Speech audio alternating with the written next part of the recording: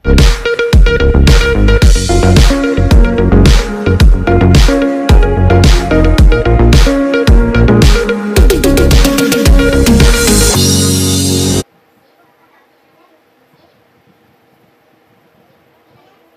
मोहब्बत करने वाले लोग हैं और यहाँ आकर मुझे भी बड़ा दिली सुकून और तस्कीन मिलती है और कलाम मुक़द्दस को शेयर करने का मज़ा भी आता है। तो आज जो है वो अपनी हिदायत और रहनुमाई के लिए मैं चंद याद जो वो करंथियों के पहले खत से पढ़ूंगा। मुक़द्दस पौलुस का ये खत है नए अहदनामा में करंथियों की कलीसिया का नाम और उसका पहला बाब है और 18वीं आयत से शुरू करके हम पढ़ेंगे। खोलेंगे पहला करंथियों पहला बाब 18वीं आयत से शुरू करूंगा मैं। और यहाँ पर कुरान मुक़द्दस में लिखा है क्योंकि सलीब का पैगाम हलाक होने वालों के नज़दीक तो बेवकूफ़ी है, मगर हम निजात पाने वालों के नज़दीक खुदा की कुदरत है।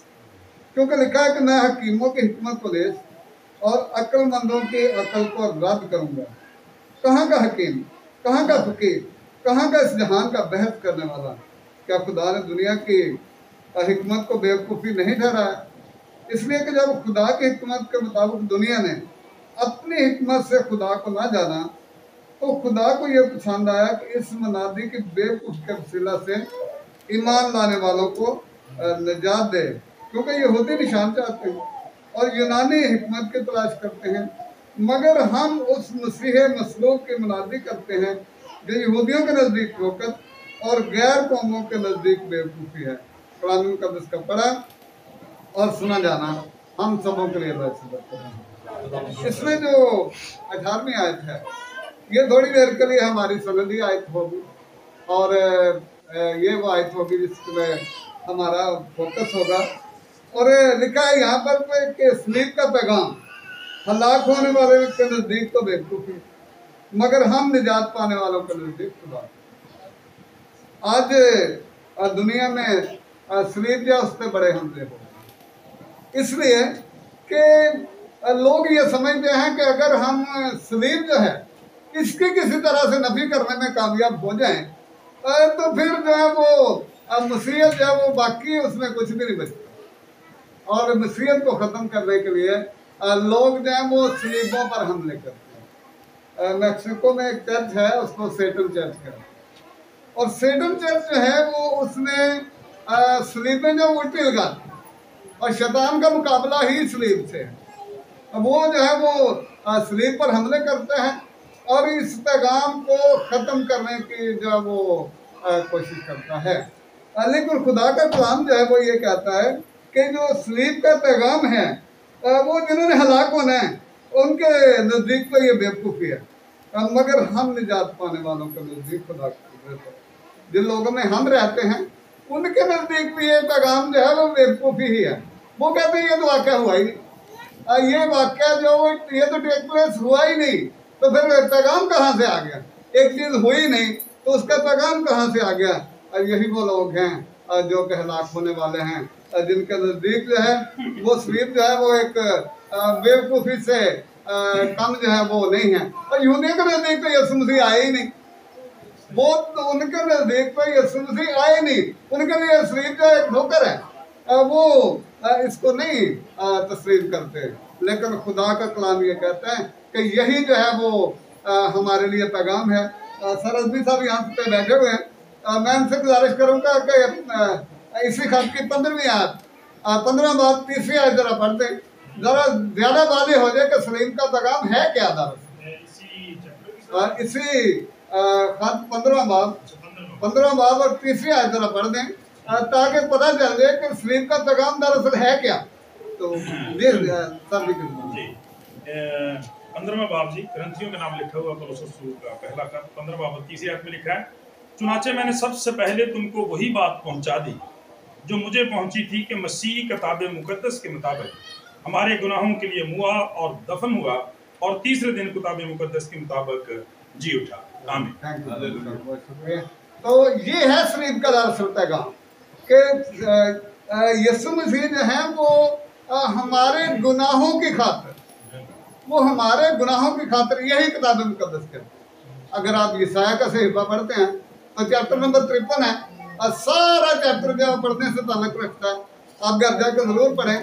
तो वहां पर ईसाया नबी ये फरमाते हैं कि उसने हमारी मुशक्क़तें उठा ली और हमारे गमों को बर्दाश्त किया।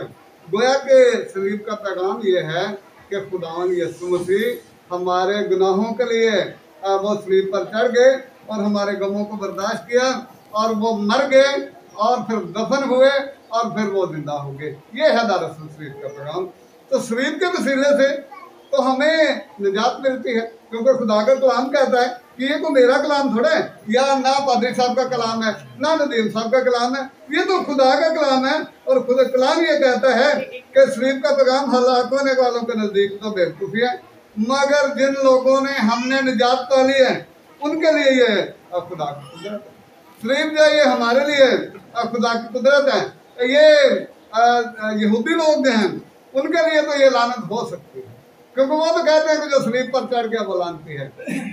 बिल्कुल ठीक, यीशु मसीह जो सलीब पर चढ़ के उन्होंने हमारे लिए लानत को भी उठा लिया, इसलिए कि गुनाह तो हमने किया था, गुनाह जो है वो हमने किया था, दरअसल सलीब तो हमें होने दी, इसलिए वो गुनाह की मजदूरी मौत है। गुनाह इंसान ने किया था, लेकिन यीशु मसीह जो है उसने उनका कफारा अदा किया, फिदिया दिया हमारे बदले में, जो सलीब पर चढ़ गए। आजकल शैतान जो है वो, जैसे मैंने कहा, वो सलीब पे हमले कर, आजकल जैसे पतरस रसूल अपने खत में कहते हैं ना कि झूठे रसूल उस कौम में भी थे, यानी बनी इस्राइल की बात करते हुए वो कहते हैं कि झूठे नबी और रसूल जो उस कौम में भी थे और हमारे में भी हैं। यानी पतरस रसूल ये इनकार नहीं करता कि हम में नहीं है।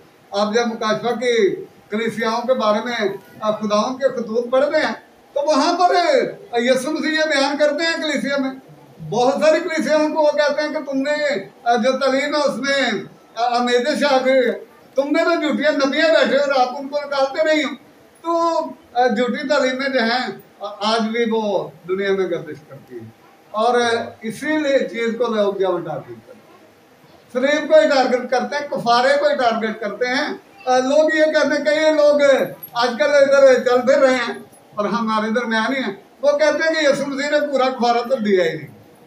भाई पूरा उन्होंने नहीं दिया, फिर आप दे रहे। यीशु मसीह ने अगर पूरा कुफारा नहीं दिया तो फिर आप सलीब पे चढ़ गए। वो जो है ना वो ये कहते हैं कि यीशु मसीह ने पूरा कुफारा तो दिया ही नहीं। तो इस तरह की तालीमात हैं, अब वो भी हमारे जो है वो दरमियान में हैं।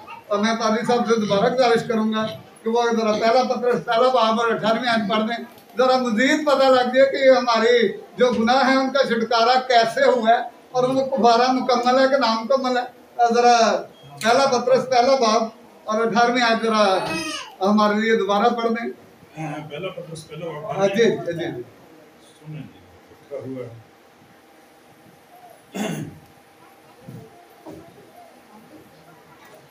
क्योंकि तुम जानते हो कि तुम्हारा नकम्मा चाल चलन जो बाप दादा से चला आता था, उससे तुम्हारी खलासी फानी चीजों यानी सोने चांदी के जरिए से नहीं हुई, बल्कि एक बेऐब और बेदाग बर्रे यानी मसीह के बेशकीमत खून से। देखा आपने आयत में सुना आपने कि रसूल ये फरमाते हैं कि तुम्हारा निकम्मा चाल चलन जो बाप दादा से चला उससे तुम्हारा छुटकारा जो है वो कोई फानी चीजें सोने चांदी से नहीं हुआ, बल्कि जो एक बर्रा है, जो बेऐब बर्रा है, उसके खून से तुम्हारा छुटकारा। और आयत क्या कहती है, इसमें कोई मुकम्मल या नामुकम्मल की बात हुई है? वो कहते कंप्लीट छुटकारा हो गया। और ये नकम्मा चाल चलन जो बाप दादा से चला आ रहा था, वो गुनाह जो हमारे बाप दादा से भी चले आ रहे थे और हम खुद भी उनको करते हैं। जैसे यहाँ रसूल ने अपने पहले खत के पहले बाब की 7वीं आयत में कहता है, क्योंकि उसके बेटे यीशु का खून हमें तमाम गुनाहों से, उसमें कोई एक्सेप्शन नहीं कि ये आधे को गुनाह या थोड़े से गुनाह। वो कहता है कि उसके बेटे यीशु मसीह का खून हमें तमाम गुनाहों से आज़ाद करता है। और यूहन्ना के इंजील में ये भी लिखा है कि जब यीशु मसीह बपतिस्मा लेते हैं तो कहते हैं ये खुदा का बर्रा है जो दुनिया के गुनाह उठा ले जाता है। ये खुदा का बर्रा है जो दुनिया के गुनाह उठा ले जाता है। तो मसीह ही वो शख्सियत है जो आपके गुनाह दूर कर सकता है, जो आपके लिए कुफारा दे सकता है, जो आपके लिए इब्ज़ी बन सकता है, जो आपका फिदिया बन सकता है। वो दुनिया में एक ही शख्सियत है, क्योंकि पतरस रसूल ने अमाल की किताब में ये फैसला कर दिया कि ये जमीन के नीचे, ये आसमान के नीचे, जमीन के ऊपर आदमियों को कोई दूसरा नाम नहीं बख्शेगा, कोई दूसरा नाम नहीं बख्शेगा। एक ही नाम है जिसके वसीले से निजात जो वो हो सकती है, और ये खुदा की कुदरत है। वरना खुदा अगर ऐसा इंतजाम निजात का ना करता तो हम अपने से अपनी निजात जो है वो नहीं कर सकते। जैसे कि गैर अक़वाम कोशिश करती हैं अपने अमाल के जरिए से निजात जब हासिल करने की, लेकिन वो अपनी कोशिश में नाकाम ही रहती हैं। इसलिए कि कलाम मुक़द्दस बड़ा वाज़ेह है, जिसके अपनी किताब में कहता है कि बगैर खून बहाए गुनाहों की माफ़ी नहीं होती। और इसी आयत का हवाला जो है वो मुक़द्दस पौलुस रसूल भी अपने खिताब में देते हैं कि बगैर खून बहाए गुनाहों की माफ़ी नहीं हो सकती, और खून भी वो जो के पाक हो। अब इंसान जो गुनाहगार हैं, जो पैदा ही गुनाह में होते हैं, उनका खून तो हमें गुनाहों से नहीं बचा सकता। और यीशु मसीह वो शख्सियत हैं जो कि बेऐब हैं।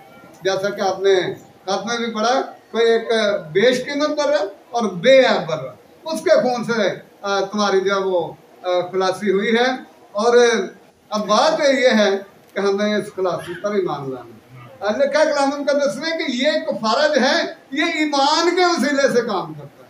अगर हम ईमान नहीं लाते तो फिर इसका कोई फायदा नहीं।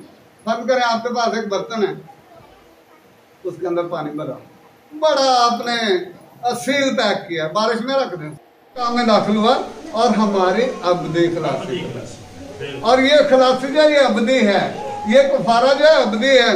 और पाजी साहब बैठे हुए हैं, जुबान के माहिर हैं और जुबान पर खेलना भी जानते हैं। ये अब्दी जो है वर्ड जो है, इसके अदा करने के लिए जुबानों में लफ्ज कोई नहीं है, अल्फाज कोई नहीं है, फिर मजबूरन कुछ ना कुछ लिखना पड़ता है। कि जैसा हम कह देते हैं खुदा अव्वल आखिर है। अब खुदा का तो ना कोई अव्वल है ना कोई आखिर है, लेकिन अब जुबानों की मजबूरी है कुछ ना कुछ तो कहना है। बहरहाल अब्दी का मतलब ये है कि ये छुटकारा जो है इसके कोई डायमेंशन नहीं है, इसके कोई लिमिट्स नहीं है, ये बगैर लिमिट के है और कंप्लीट है। और आज कोई आके अगर कहता है कि ये कुफारा जो वो कंप्लीट नहीं है, तो वो आज की कलीसिया में झूठा नबी है, वो आज की कलीसिया में झूठा नबी है। इसलिए कि वो यीशु मसीह के उस कीमती खून को डिनाई कर रहा है। और उसके लिए मुक़द्दस पौलुस रसूल ये कहते हैं, आज कोई अगर इसको नहीं मानता तो उसका क्या फिर हाल है। जरा इब्रानियों का खत 10वां बाब 26वें पद सब बैठ के पढ़ दे।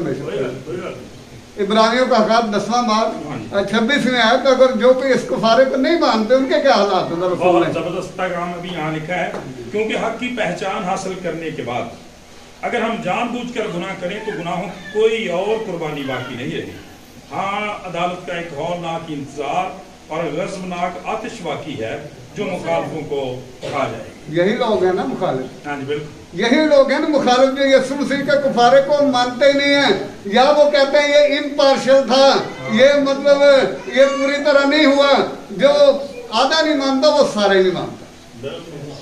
देखे ना, इनकार ही करना है ना।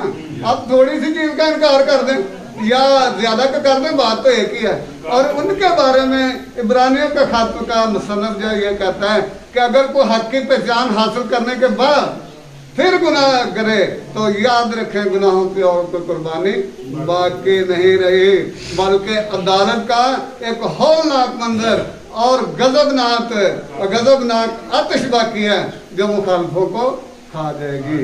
आज के कलाम मुक़द्दस की रोशनी में हमने ये देखना है कि ये जो खुदा की कुदरत है, जो हमारी निजात है, लोग इसको डिनाई करते हैं लेकिन हम इसको कबूल करते हैं। खुदा इस कलाम के वसीले से हम सबों को बड़ी बरकत करते हैं। आमीन आमीन आमीन।